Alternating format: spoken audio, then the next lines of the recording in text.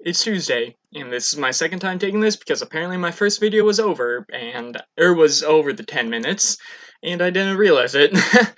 So, yeah, I'll try and cut this one a little shorter than I did the last one.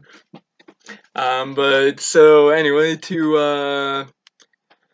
first off, before I answer your question, because your question is basically going to be the entirety of this episode, I got a little bit of a costume update. I got my throwing daggers. I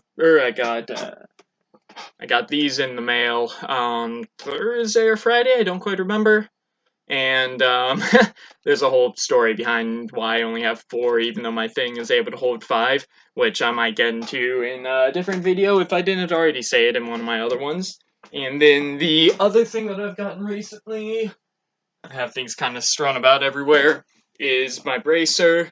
There's only one of them. I'm not too upset because I don't know why, but for armor with a lot of things that I make, I really enjoy having an uneven look to it. I don't know why, it's just sort of a thing that I've enjoyed. I did it with a lot of my mocks as well.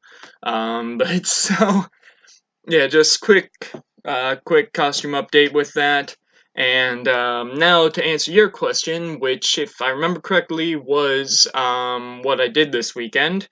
And I did a lot on at least Saturday, not so much Sunday. I just worked Sunday. But Saturday I had a good amount going on there. So during the majority of the day, well, during the actual day, I hung out with Tori and a few of her family members, her dad and brother, and we went to San Hewitt in Akron. I'm pretty sure it's Akron. And man, is that place, it's a beautiful house. If you've not been there, I strongly suggest that next time you're in Ohio that you go see it, because it looks like a castle. um, but yeah, they have a lot, or they have a few different tours that you can take. You can do a self-guided tour, and then there's a couple of other tours that let you see a little more of the a little more of the house. We just did the self-guided tour, so we didn't get to see a whole lot.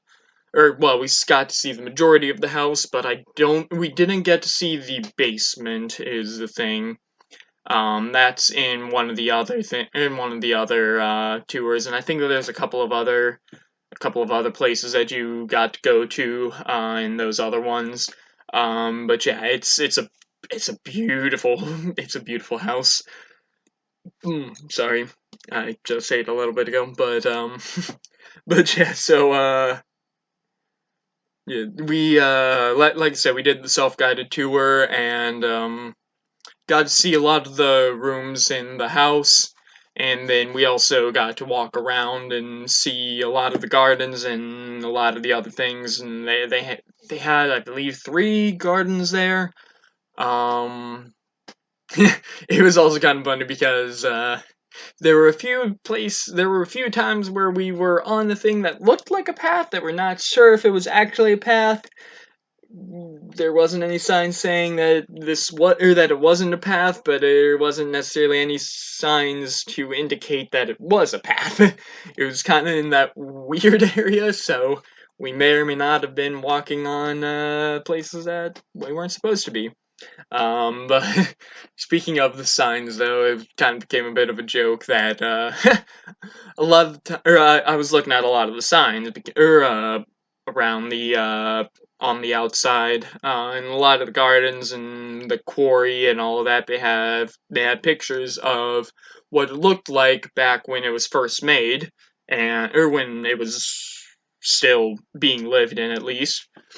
And it was really cool because you could really see how the plant life has grown. Like there was one little pathway that had some trees in the back. I don't remember exactly what that part was called. Um, but there was there was a picture of what it looked like when the house was originally built. Or not originally built, I keep saying that, but when it was originally lived in, and you could see like in the picture the trees were like these nice short trees, kind of skinny, and then you'd look up in the exact same spot that you were just at, and these trees were huge. There was another one that was by a it was by the tea house, I believe is what it was. That they had like a gazebo and then the tea house in the back, and in the picture you could see both of them, but when you were there now, you the trees were just too tall. You couldn't see, or you couldn't see that same angle and be able to see both of the. In fact, I don't think you'd even been able to see the gazebo with how many trees had been had grown there. But yeah, it's a beautiful house. Like I said, it looks like a castle on the outside. I'm sure that it was actually intended to look like one because nobility and all that. Um, but yeah, so that was an exciting thing. So that was the day on Sunday, or not Sunday, Saturday. And then Saturday night, I had a session with my new character, Orion Cretan, the fallen Aasimar Paladin. I'm planning on going, or we're only at level 2 at the moment. I'm planning on doing the Oath of Redemption when we get up to level 3, which I don't know when that'll be. We're trying to have this be, I think, every other week is what we're going for with this session, and it's kind of funny. I become the miniature dealer basically because I've painted miniatures for almost every single there's only 2 people in that group that I have not painted their miniatures for. That's my friend Elijah, who's playing a Gith. Gith Mystic. I don't remember exactly what the name of the subclass is. I think it's like Soul Knife or something, but apparently it's like the Nothing Personal Kid meme. I don't know exactly what that is. I think it's the teleport behind you, blah blah blah thing, nani, whatever. I'm not positive. Don't quote me on that. But yeah, so I haven't painted his, and I also haven't painted actually 3 people. One of them is playing. Is going to be playing a Were-Rat Rogue. He was not at this session because he was working or volunteering or something. I don't quite remember. And then his name's Connor.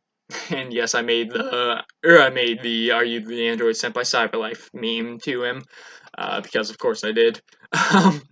And then my other friend Cassie, who's playing a Tiefling Sorcerer, she already has a miniature bot. She just hasn't gotten it painted. And she asked me if I could paint it, and I was just like, yeah, sure. But she wasn't at this session because she had something else going on as well. But so yeah, I like I said, it's kind of funny that I've kind of become the miniature dealer because I've just painted all the miniatures. I even painted the miniature of a guy that died at the first session because he was a chaotic evil drow wizard, I believe, that attempted to kill a bartender, because why not? Chaotic evil. That was about his only reasoning. And so me being a paladin, I was just like, I'm not gonna stand for this. And so I threw a javelin at him and gave him 2 points of damage. And then our cleric hopped in as well, because he was just like, you can't do this. Blam. Hit him with the warhammer or something, I think is what he had. But yeah, it was a fun session, even though there was a bit of in-party fighting a lot of the time.